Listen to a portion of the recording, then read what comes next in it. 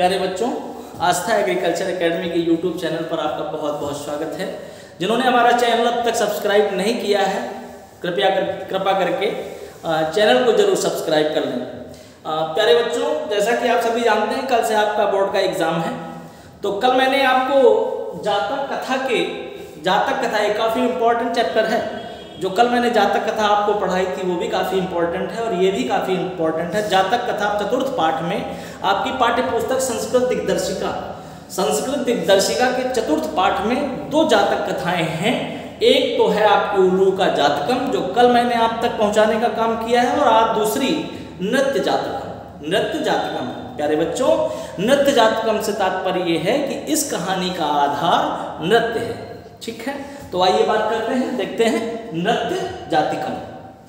अतीते प्रथम कल्पे चतुष्पदा सिंहम राजानम कुर्वनम मत्स्य आनंद मत्स्य शकुनयः सुवर्ण हंसम। जैसा कि मैंने आपको बताया था कल की वीडियो में कि बहुत प्राचीन समय पहले मनुष्यों में भी एक राजा चुन लिया गया और पशुओं में भी सिंह को अपना राजा चुन लिया, और मत्स्य मछलियों में आनंद मछली को अपना राजा चुन लिया, और शकुनियः स्वर्ण हंसम, और शकुनी गणों माने पक्षी गणों ने किसको? हंस को अपना राजा चुन लिया। इसके बाद तत्स पुनः स्वर्ण राज हंसस्य दुहिता हंस पोतिका अतीव रूपवती आसीत, और हंसराज की पुत्री हंस पोतिका अतीव रूपमती, बहुत ही सुंदर। हंसराज की पुत्री हंस पोतिका अत्यंत रूपमती थी, बहुत ही सुंदर थी।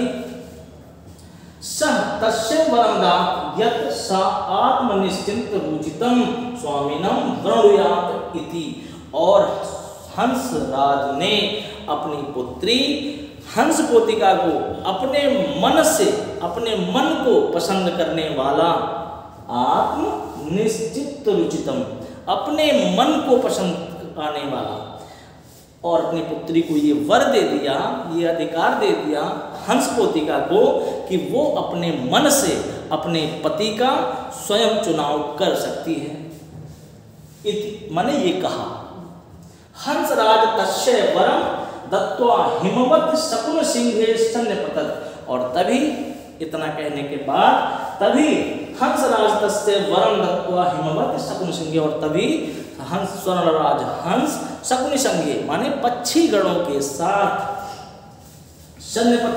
सन्निपतत माने अपनी पत्नी के स्वयंवर के लिए सब पक्षी गणों के साथ भ्रमण कर रहे होते हैं। नाना प्रकार हंस मयूरादयः शकुनीगण समागत्य एकस्मिन् महत् पाषाण तले सन्निपतत, और तभी नाना प्रकार के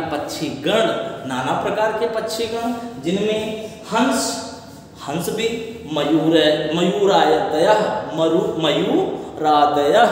मयूरादयः से तात्पर्य ये है मयूर माने मोर, मयूरादयः शकुन सिंहण और तमाम पक्षीगण समागत्य एकस्मिन् महत् पाषाण तले सन्निपतत, और एक हिमालय पर एक बड़ी चट्टान के नीचे सभी लोग एक बड़ी चट्टान पर एकत्र होते हैं। इसलिए एकत्र होते हैं हंसराज की पुत्री हंस पोतिका के स्वयंवर के लिए सभी पक्षीगण वहां पर एकत्र होते हैं। हंसराजा आत्मना चित्तरुचितम स्वामिकम आगत्य वृणुयात इति दुहितम आदेश, और स्वर्णराज हंस ने अपनी पुत्री हंस पोतिका को यह आदेश दिया कि वो आकर के अपनी मनपसंद का अपने पति का चुनाव कर ले। सा शकुन सिंहे अवलोकयन्ती मणि वर्णग्रीवम चित्रपेक्षणम मयूरम दृष्ट्वा अयम मे स्वामी को भवत इत्यभासत, और तभी हंस पोतिका अपनी पक्षी सहेलियों के साथ वहां पर स्वयंवर में उपस्थित होती है। मयूरम दृष्ट्वा, और एक मयूर को, एक मोर को देख कर अयम में स्वामी को, और यह मेरा स्वामी, भवतु इत्यभासत, यह मेरा स्वामी हो सकता है। प्यारे बच्चों, मणिवर्ण ग्रीवम चित्र प्रेक्षम, और एक सुंदर से नीली नीली, काफी सुनहली मणिग्रीवम गर्दन वाले एक मयूर को देख करके हंसराज की पुत्री ने अपनी साथी सहेलियों के साथ ये कहा कि यह हमारा स्वामी हो सकता है। अयम में स्वामी को भवत इत्यभासत, और ये कहा, क्या कहा कि यह नीली गर्दन, नीली सुनहली गर्दन वाला मयूर मेरा स्वामी हो सकता है। आगे क्या होता है बच्चों? मयूर अधाप में बलम न पश्यसि, और तभी मोर मन ही मन सोचता है कि शायद ये हंस पोतिका हमारे अभी असली बल से परिचित नहीं है। अयम तात्मने बलम न पश्यसि, माने कि ये अभी हमारे बल से परिचित नहीं है। न पश्यसि इति अतिगर्वेण, और बड़ा ही गर्वित तरीके, गर्व से, अतिगर्वेण घमंड से, अहंकार से भरा हुआ, इति अतिगर्वेण लज्जाच त्यवक्ता तावन महता शकुन सिंहस्य मध्ये पच्छो प्रसार, शकुन सिंहस्य मध्य, और तभी आत्मविश्वास से, अहंकार घमंड से भरा हुआ कौन? मयूर, मोर भरा हुआ शकुन सिंहस्य पक्षी गणों के मध्य पच्छो प्रसार, पच्छो प्रसार अपने पंख को उठा करके, फैला करके, अर्धनग्न होकर के, पच्छो प्रसार नृत्य तुत मार्धवान, और पंख को फैला करके वहीं वो नाचना प्रारंभ कर देता है, नृत्य प्रारंभ कर देता है। नृत्यं च प्रतिक्षणोद्भूतो सुवर्ण राजहंसः लज्जितः, और मोर के इस कृत्य से स्वर्ण राजहंस बड़ा लज्जित हुआ। लज्जित भी क्यों ना हो, जो उसका दामाद बनने जा रहा था वो उस सभा में अपने पंख को उठाकर, सारे पंख को उठाकर अर्धनग्न होकर के खुशी से झूम उठा और उसको वहाँ नृत्य करना प्रारंभ कर दिया, तो जिससे स्वर्ण राजहंस बहुत ही लज्जित होता है। अश्य नैव ही, अश्य नैव ही, अश्य नैव ही, तभी स्वर्ण राजहंस ने कहा, अरे इसको तो बिल्कुल भी शर्म नहीं है, इसको तो बिल्कुल ही लज्जा नहीं है। अब नैव ही अस्ति ब्रह्मांड समुत्थाने लज्जा, और इसको तो शर्म नाम की कोई चीज ही नहीं है, लज्जा नाम की कोई चीज ही नहीं है। नास में गत्रपाय स्वदुहितरम दास्यामि स्वदुहितरम, माने अपनी पुत्री, और ऐसे व्यक्ति को मैं अपनी पुत्री हंसपोतिका कभी नहीं दूंगा। इत्थ कथयत, और ये कहा, इत्थ कथयत मीन्स और ये कहा, क्या कहा कि ऐसे निर्लज्ज व्यक्ति को मैं अपनी पुत्री कभी नहीं दूंगा। हंसराजः तदेव परिसम्मध्ये आत्मनः भाग्नेयाय हंसपोतिकाय दुहितरमदात्, और तभी उसी सभा में स्वर्ण राजहंस ने अपने भांजे, भाग्नेयाय माने भांजे को, फिर उसी सभा में स्वर्ण राजहंस ने अपनी पुत्री हंसपोतिका का विवाह किसको? अपने भांजे के साथ कर दिया। मयूरो हंसपोतिकाय अप्राप्यम, अप्राप्यम, अप्राप्यम, मयूरो हंसपोतिकाय अप्राप्यम लज्जितः तस्मानः स्थानात् पलयत, और हंसपोतिका को मोर न पा करके अत्यंत ही लज्जित होकर के उस स्थान से पलायन कर जाता, पलायन माने चला जाता है, पलायन कर जाता है। हंसो राजा हृष्टमानसः स्वगृहम् अगच्छत्, और फिर स्वर्ण राजहंस ने अपनी पुत्री का विवाह अपने भांजे के साथ कर करके वहाँ से बड़े स्वस्थ मन से और बड़ा प्रसन्न होकर के स्वर्ण राजहंस वहाँ से चले जाते हैं। तो प्यारे बच्चों, ये नृत्य जातकम बहुत ही इंपॉर्टेंट है। जैसा कि कल मैंने आपको एक उलूका जातकम, एक कहानी, ये जातक कथा से है। जातक कथा वे कथाएं जिनका कोई सामाजिक और आध्यात्मिक आधार नहीं होता, बच्चों को सुनाने के लिए उलूका जातकम, ठीक है ना। तो इसका संदर्भ कैसे लिखना है, कई बच्चे आज पूछ रहे थे कि सर आपने व्याख्यान बहुत अच्छा किया है, समझ में आया, अच्छा लगा, तो इसका संदर्भ कैसे लिखना है। तो प्यारे बच्चों, मैं आपको इसी में थोड़ा आगे चलते हैं और बताते हैं कि इसका, तो प्यारे बच्चों इसका संदर्भ सहित इसकी व्याख्या कैसे करनी है। व्याख्या मैंने आपको लिख दी, अब इसको संदर्भ सहित संदर्भ कैसे लिखना है आपको, तो इसको देख लीजिएगा। और एज सच आपको उसमें भी लिखना है, किसमें, उलूका जातकम में। तो आइए देखते हैं इसका संदर्भ कैसे लिखना है। तो सबसे पहले संदर्भ,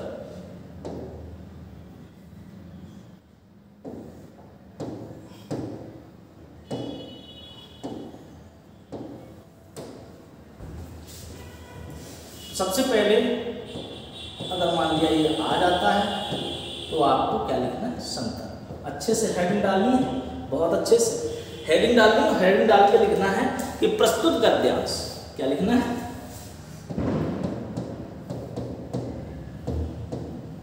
प्रस्तुत गद्यांश। प्रस्तुत गद्यांश हमारी पाठ्य पुस्तक, प्रस्तुत गद्यांश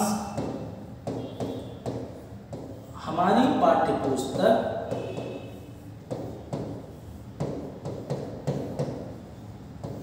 पाठ्य पुस्तक संस्कृत दिग्दर्शिका,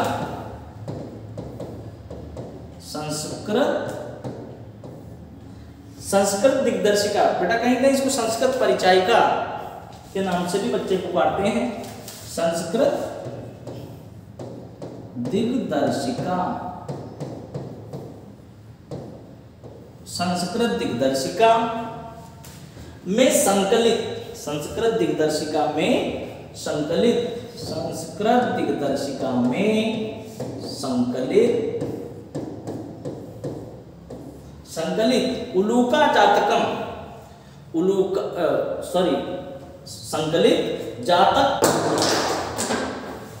जातक कथा,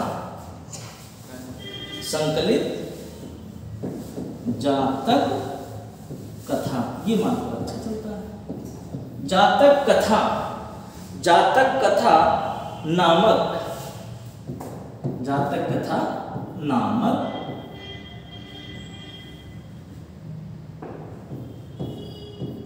नृत्य जातकम, नृत्य जातकम से